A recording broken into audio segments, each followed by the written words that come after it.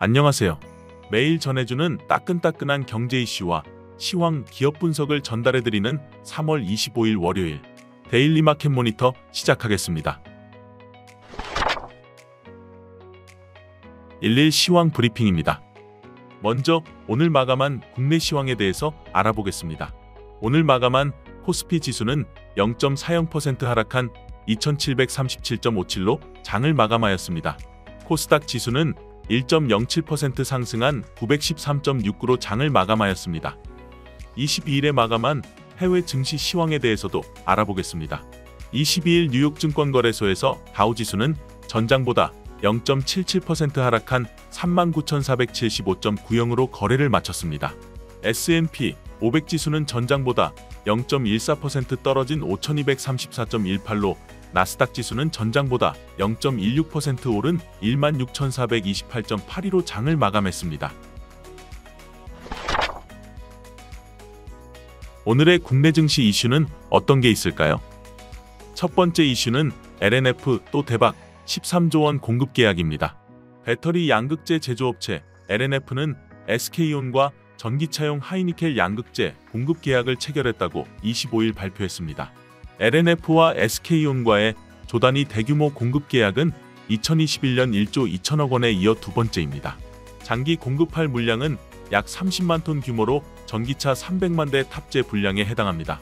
계약 기간은 이달부터 2030년 말까지입니다. 계약 금액은 13조 1910억 원입니다. 이는 지난해 LNF 매출액의 339.3%에 달합니다. LNF 관계자는 현재 양극재 판매 가격이 절반 가까이 떨어졌지만 물량 기준으로 역대 최대 계약 규모라며 국내 자동차 OEM사에 공급될 예정이라고 말했습니다. SK온의 국내 주요 자동차 고객사는 현대차입니다. 이번 계약을 계기로 양사는 차세대 배터리 개발, 제품 포트폴리오 다변화 등 양사 간 협력 관계를 더욱 공고히 해 나갈 계획이라고 밝혔습니다. 최수환 LNF 대표는 국내 배터리 회사와 자동차 완성차 업체들과 긴밀한 협업을 통해 한국의 배터리와 전기차 시장 경쟁력을 높이는 데 더욱 보탬이 되도록 노력하겠다고 밝혔습니다. 두 번째 이슈는 현대차. 내년까지 전기차 충전기 이피트 500기 구축입니다. 현대차그룹이 내년까지 국내 초고속 충전 서비스 이피트 500기를 구축할 계획이라고 밝혔습니다. 이는 지난 2021년 4월 현대차그룹이 충전 서비스를 시작하며 전국에 설치한 충전기 대수 72기와 비교하면 600% 증가한 수준입니다. 그룹은 국내 전기차 사용자의 충전 접근성을 높이기 위해 충전기 양적 확대에 나선다는 방침입니다. 현재 전국에 설치된 이피트 충전기는 총 286기 54개소입니다. 내년까지 한국 전기차 충전 서비스를 통해 초고속 충전기 3000기, 현대엔지니어링을 통해 완속 충전기 2만 기를 추가 설치할 예정입니다. 그룹은 이피트를 연중 24시간 모니터링의 고장에 대응하는 등 질적 측면의 서비스 개선을 위해서도 노력하고 있다고 밝혔습니다. 이를 통해 지난 2022년 6%였던 연간 휴지율, 24시간 중 고장으로 충전이 불가능한 시간을 지난해에는 절반 수준인 3%대까지 낮춰 안정적인 충전을 지원하고 있다고 강조했습니다. 세 번째 이슈는 보스틱 여는 총재, 올해 금리 인하 전망 축소입니다. 라파엘 보스틱 애틀란타 여는 총재는 올해 금리 인하를 한 번만 예상하고 있으며 생각보다 늦은 시점에 금리 인하가 단행될 것으로 보인다고 발언하였습니다. 최근 발표된 CPI에 대해 만족스럽지 않고 미국의 견조한 경제 상황이 지속되고 있어 연준에게 통화정책 변화에 대한 여유가 생겼음을 강조하였습니다. 네 번째 이슈는 중국, 미국산 반도체 단계적 퇴출입니다. 파이낸셜 타임즈는 중국이 자국 정부 기관에서 사용하는 개인용 PC와 서버에서 인텔, AMD 등 미국산 제품을 단계적으로 퇴출하는 지침을 이행 중이라고 보도하였습니다. 이는 중국 공업정보화부가 지난해 12월 말 발표한 지침으로 정부 기관들은 올해부터 이를 준수하고 있으며 27년까지 관련 제품을 국내 제품으로 교체하는 것이 목표라고 밝혔습니다.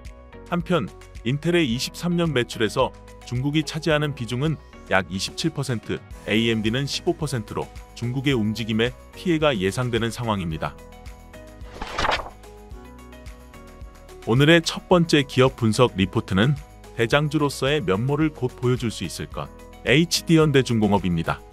HD현대중공업의 2024년 1분기 실적은 매출액 3조 643억 원, 영업이익은 368억 원을 기록할 전망입니다.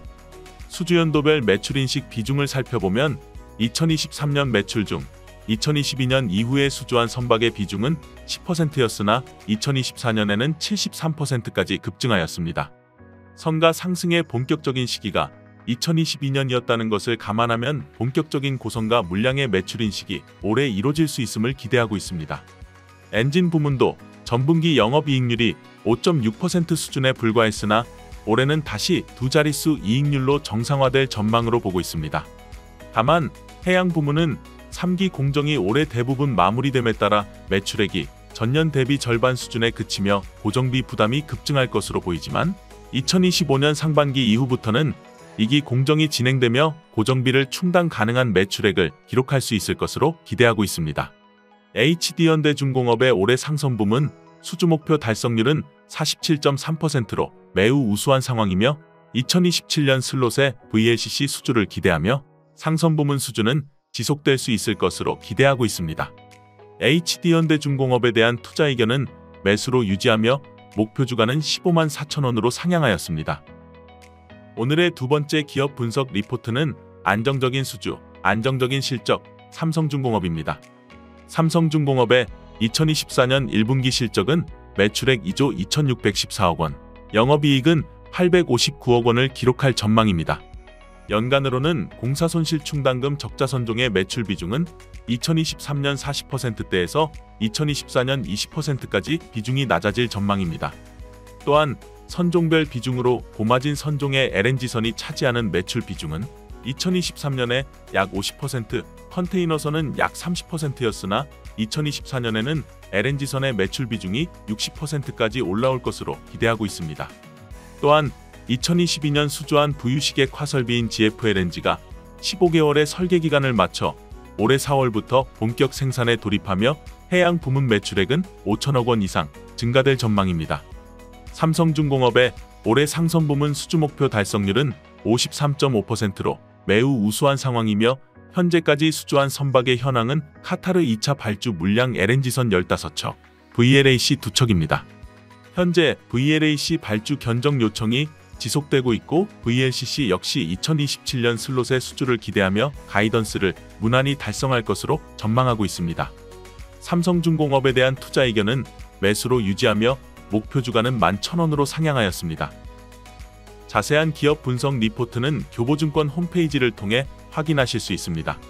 이상 3월 25일 월요일 데일리 마켓 모니터를 마치겠습니다. 감사합니다.